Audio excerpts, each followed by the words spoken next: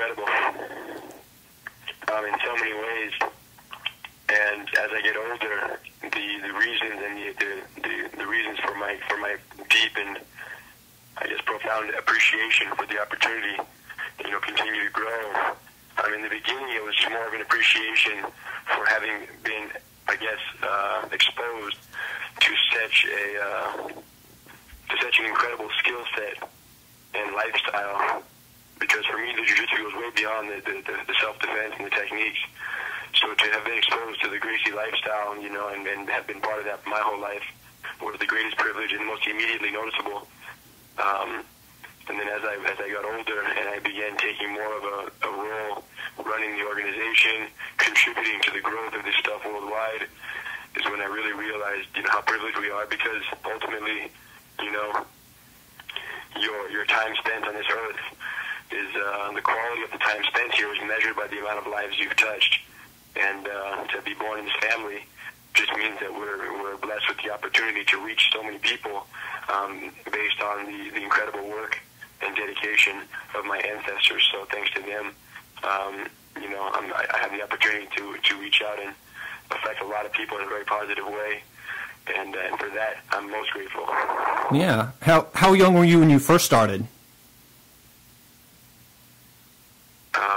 In the Gracie family, there isn't a beginning really. Quite frankly, as far as I know, I was conceived for this.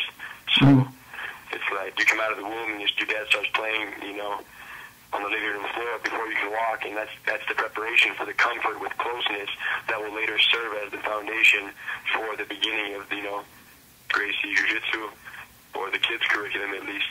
And so really, there's not really a beginning. There's not a definitive beginning. In the beginning, he just, my father just from the very beginning, Gracie games, we call them Gracie games, basically little techniques for children disguised as games. And that was my introduction until about 5 or 6 years old. And then the real learning begins, 6, 7, 8 years old. By the time I'm, 12, 13, I'm taking the thing very seriously. And then around 15 years old, 14, 15 years old, I began teaching the art. And that's when it took a whole new meaning for me. And by the time I was, late teens, 17, 18 years old, I'm a full-blown instructor with, the opportunity to teach people from literally all walks of life, from actors to doctors to attorneys, and, everyone across the spectrum. So I became very... I was given the opportunity to learn interaction, social, and just, communicative abilities so early. And from having the chance to work with so many different people and walks of life all over the place. And that was, I think, a great benefit as well. But yeah, in the family, really, in the beginning, there's just, different phases, I guess, in the journey. I think it's the most incredible thing to happen to martial arts since the UFC. Just because more people can be exposed to it without, having to travel so far? Online training in general, because the truth is a lot of people do online training, but it's no different than just putting on a bunch of videos online, and that's the way most people did it. And that's why we felt there was such a need to launch Gracie University, because by no means is it just a big, I guess, group of online videos. Most video-based curriculums, not just online, but DVD, VHS, when that was the thing years back, most video curriculums are designed to, I guess, complement the training someone receives at a martial arts school. Most instructors, let's say if it's, I'll speak jiu-jitsu because that's what I'm most familiar with. There's a jiu-jitsu school, and the guy wants to make a video, so he says, okay, I'm going to show all my best arm locks, or I'm going to show all my best chokes, or I'm going to show, this and this, so that my students can take home these DVDs and learn a few additional tricks to add to their arsenal of techniques. That's the mindset by most martial arts instructors when they make a DVD. When my brother and I came of age and finally matured as instructors enough to where our father basically blessed us with the opportunity to begin managing the curriculum and begin controlling and ultimately, shaping the curriculum as it would be carried from this generation forward. We said, man, let's make a video-based curriculum that's unlike anything that has ever existed. in martial arts, in any field of study, really, let alone martial arts. You want to make something completely standalone in terms of video instruction. So then we said, well, rather than just putting a bunch of techniques and categorizing them by technique, normally if you have a video, you have one video on arm locks, one video on chokes, one DVD on, sweeps, one DVD on, takedowns, and then you have a DVD set with a little bit of everything, right? Well, we said, forget that. That has no value to the student who's out in the middle of nowhere and has no idea of how to get started. That has value only to someone who already has knowledge. Let's make a DVD. It started off as a DVD. Let's make a video-based curriculum here that is linear, completely linear learning, meaning we literally take all the techniques that we intend to show a student from white to blue belt, for example, and we line these techniques up from start to finish in the exact order that we would teach those techniques to a new student had they come to the Gracie Academy and become one of our private students for a period of 6 months to a year. Because if you, Michael, were come to the academy and were my student for 6 months, I wouldn't just show you all my arm locks, all my chokes, all my leg locks, and then all my takedowns. I would show you one mount escape, one submission from the mount, one guard pass, one of this, one takedown, one closing the distance, and then I would go back and show you a second mount escape, and then this. So I would cycle through them much more strategically than what you've ever seen on any video-based curriculum until we released Gracie Combatives, and that's what made that curriculum so special, is that anyone who got that DVD series and plugged it in, they didn't need any instruction. I mean, in terms of an actual physical instructor, they don't need anybody telling them what to do. They just plug those in, follow the guidelines, and they're off and running with the same, structured curriculum and planning that one would experience if they were our private student for a duration of time here at the Gracie Academy. So because we did that with Gracie Combatives DVD series, and that was so successful, that same exact video curriculum, we ripped that, we put it online through Gracie University, and that was the beginning of Gracie University, where students could learn online in the linear format. And then we said, man, if we can do it for this beginning curriculum, we can do it for the entire art of jiu-jitsu. And we embarked on this incredible journey, my brother and I, to literally, for the first time ever, get the entire Gracie Jiu-Jitsu curriculum from white to black belt, essentially catalog the whole thing, and make the most comprehensive video lessons and video libraries to ever exist, online for martial arts or any field of study. And that's where the journey that we're on, and we're climbing, and we literally are fully dedicated to making that a reality. And, we have, over 40,000 students in 180 countries around the world that are actively doing this curriculum, going through it, dedicating themselves, and learning the techniques with 100% diligence. And we couldn't be more proud that this incredible art is now being made available, and we're just glad to be part of it,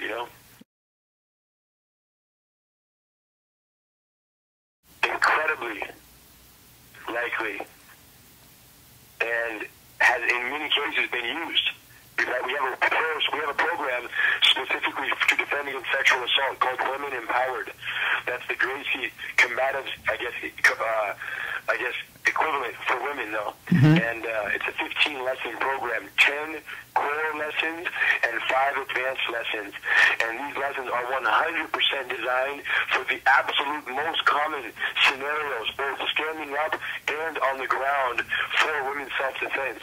And of course, my opinion is biased, but it's by far the most complete women's self-defense program because of the fact that it addresses the worst-case scenario of what happens when the predator gets the woman to the ground and is on top of her and is controlling her against her will.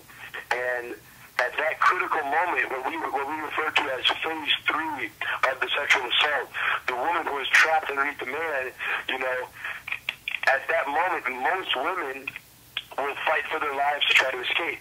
And most women's self-defense courses teach the females to escape from that situation, to be aggressive and as violent and as aggressive in their escapes and striking and scratching and screaming. And although all of that might work, the realistic nature of it is there comes a point where it doesn't work, where they try all that and it fails. And the guy literally has the woman trapped against her will, 100%. And there is absolutely no way she can budge or move out from underneath him. And at that critical moment, if she can continues to persist on the escape, if she continues to fight and kick and scream and scratch and yell with all of her might, she'll exhaust 100%, deplete all of her energy, and then she'll fall right into phase 4 of the sexual assault, which is the worst case scenario. Exactly. So the Gracie Women in Power program is the only program I've ever heard of that effectively addresses the critical phase 3 moment when she's fighting and she isn't successful at escaping. What to do, when to do it, and ultimately the psychology to make it happen, because the wrong mindset at that moment could easily lead to her demise. So by 100%, Gracie Jiu-Jitsu, and that's our Women in Power program, but totally separate from that, the reason Gracie Jiu-Jitsu is the most applicable self-defense system for women in a self-defense situation is because it was specifically designed for small people to use against larger, stronger, more athletic opponents.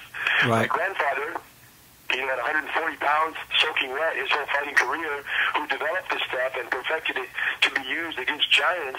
He was so small, so weak, and so unathletic that comparatively to many of the opponents he fought who outweighed him by 100 pounds, he was technically a woman.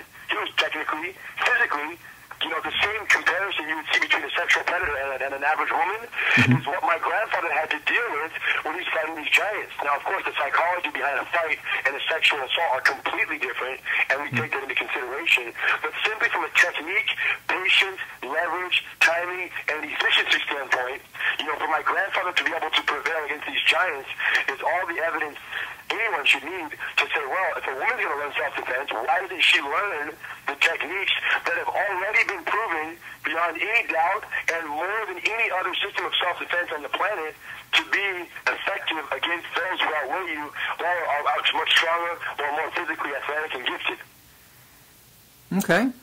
Do you guys have a trailer or some sort of advertisement out on YouTube or something that somebody can watch in order to know when that program's coming out or how they can order it? No.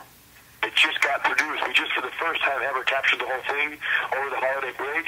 It's in editing right now, and in about 60 days, we'll start marketing it, and you'll hear about it for sure through the Gracie Insider newsletter and through our Facebook, facebook.com/Gracie Academy and GracieAcademy.com.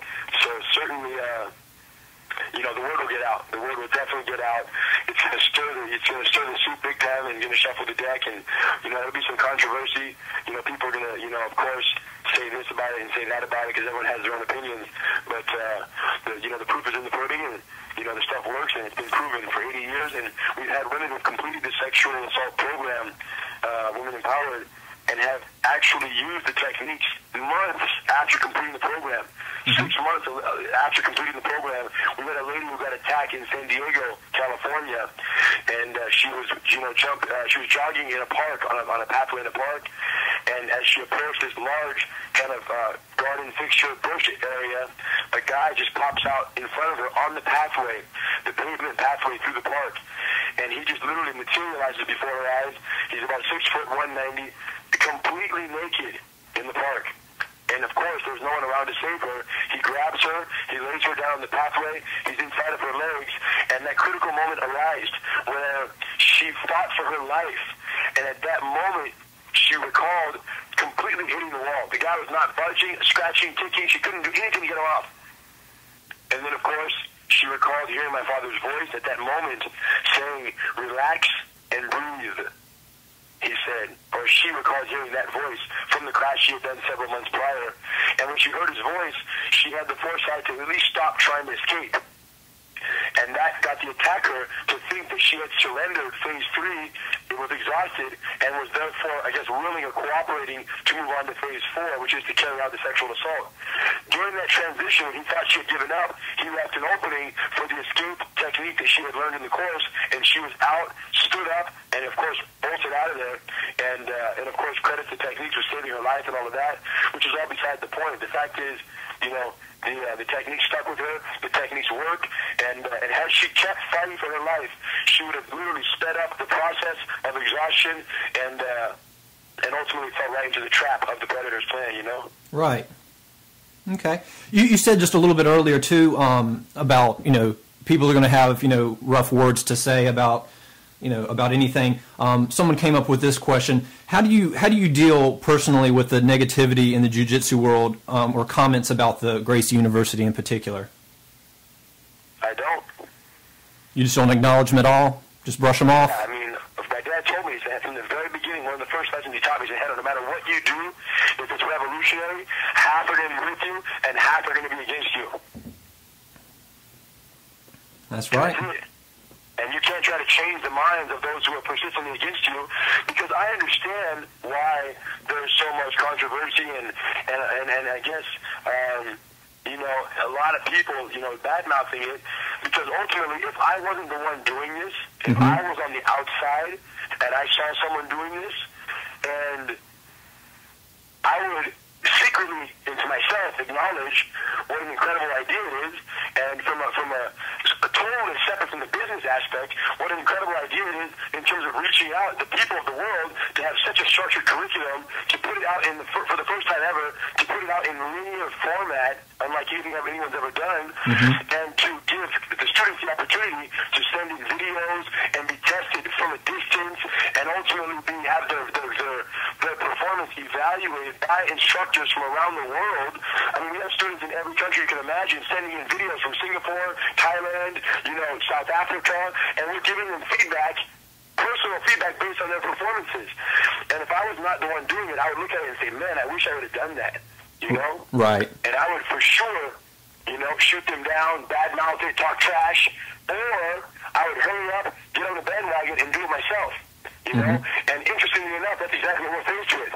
We have a lot of people out there who are trash talking the whole thing, because ultimately it threatens, in their minds, it threatens their academies, it threatens their student base, it threatens the legitimacy of their school. If someone can go home and learn everything straight from the Gracie Academy online, why would they go to their local school? Right. That's what they think.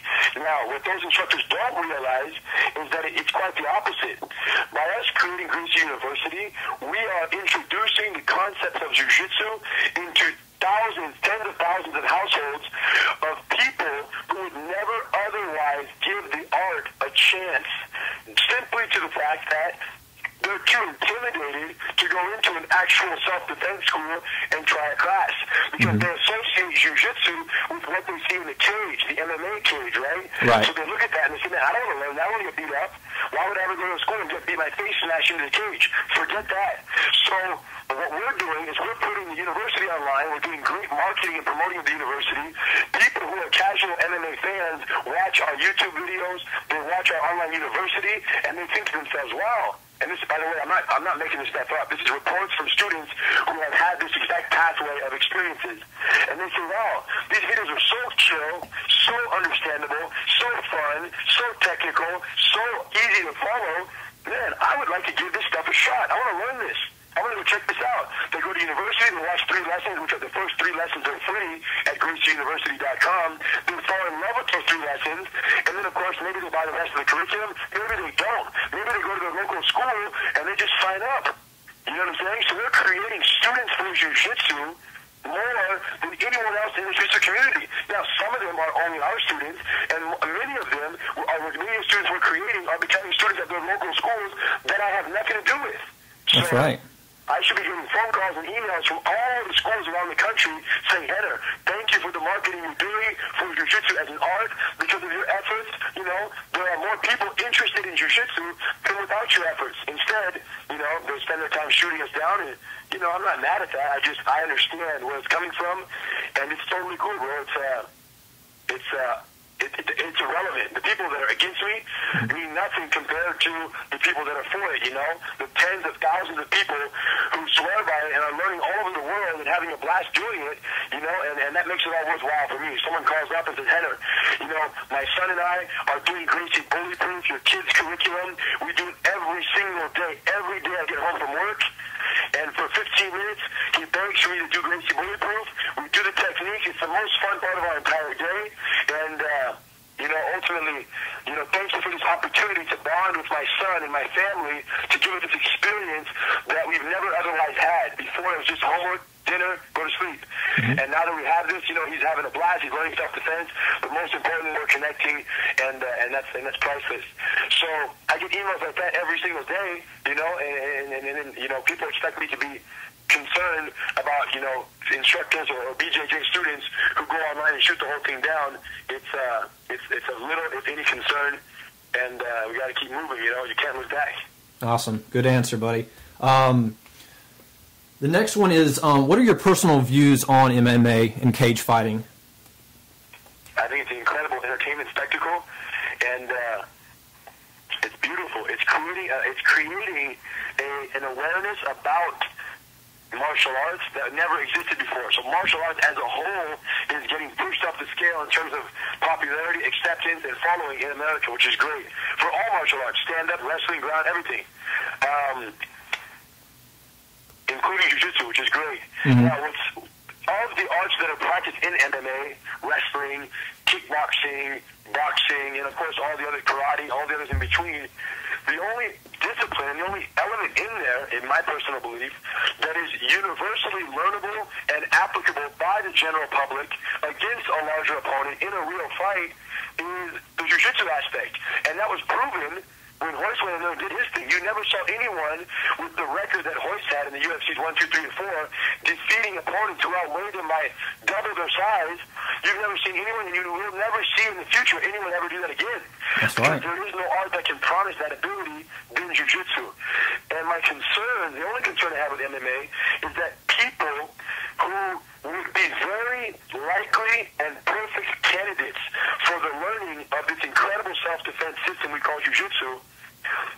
Around the world, we have millions of viewers and fans of MMA now, and of those millions, all of them qualify to learn jiu-jitsu in the sense that you don't have to be strong, you don't have to be fit, you don't have to be an athlete, you don't have to be flexible, you don't have to be anything, you don't have to be powerful, you don't have to be quick like you do with other martial arts, nothing.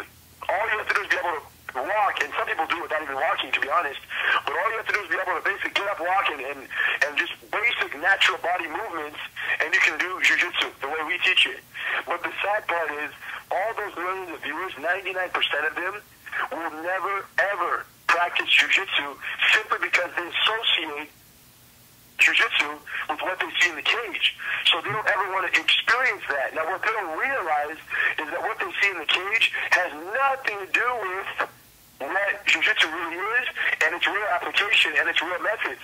When you see two guys in the cage, it's two guys who are masters of jiu-jitsu, black belts, masters of kickboxing, and very good wrestlers, and they go toe-to-toe, and they blast on each other until somebody gets a takedown, and they punch each other some more, because that's what the crowd wants, and that's what Dana White wants, and they punch each other more, and they punch more until someone gives up or gets arm locked in the end, and, people watch that, and they don't want to do that. But what they don't realize is that by no means, and if you see the first 4 UFCs, you watch Royce fight, there was no blood, there was no gore, there was no punching the guys in the face. It was control, neutralize the punches, close the distance, and win the fight in the most controlled and humane way possible. And I think that's the only concern I have, is as entertaining as it is, and as much as it is to build the popularity of the sport, it's building it from a purely entertainment angle, not from an educational angle. And that's why my brothers and I have become so committed to, essentially the educational, conquest here of translating. We've done a lot of work to translate MMA into, I guess, palatable, understandable, simple, and applicable education for all the casual viewers out there who would never otherwise give jiu-jitsu a chance. Yeah. So we do what we call these Gracie breakdowns, where my brothers and I take the most, most celebrated and most known and popular and big-time blockbuster fights of MMA, and we break down the jiu-jitsu elements in the fight so that viewers can say, wow, it was bloody and gory and crazy in the cage, but now that I'm watching Hero and Heather break it down, it's actually quite intriguing, simple, effective, and I could do that right there. So we're trying to translate the chaos for the general public. And in doing so, we're creating more students for the art. And once again, that goes back to, helping jiu-jitsu as a whole. Whether it's Gracie University, .com, Gracie Combatives, DVDs, or these people signing up at their local schools, which many of them have done. It doesn't matter. As long as the world is getting jiu-jitsu, you know, the mission is accomplished, and that runs it full circle, which is the original reason why, you know, we created the UFC to begin with, was to educate the people about the importance and the effectiveness of jiu-jitsu. And now that we've done that, the next quest is to make it available to everyone, and we're working on it.